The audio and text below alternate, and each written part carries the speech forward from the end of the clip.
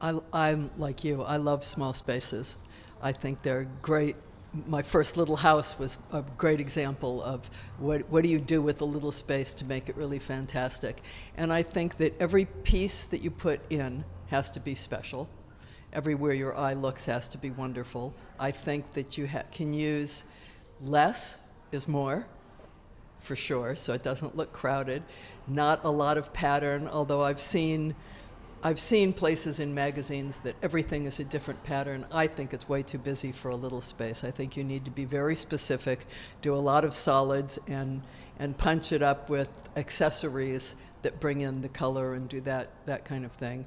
Um, I think I think that in small spaces you really get a chance to show your art and to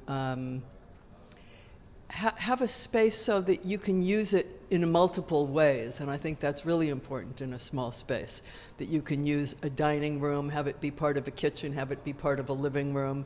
Use your living room, could be also another area where somebody could sleep or something like that, so that you can have dual functions in each room. I think that's really important. I think lighting is very important.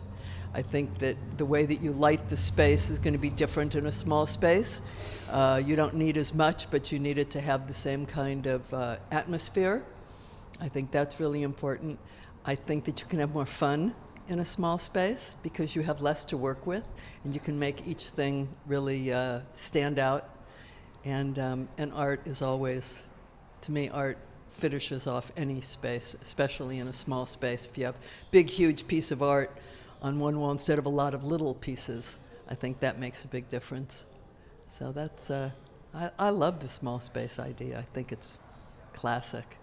And I think that here we have a lot of little houses, or whether the little hotel rooms or something like that, that you want to make it feel like it's a big space, but you don't have a lot of space to do it in. I think that really matters.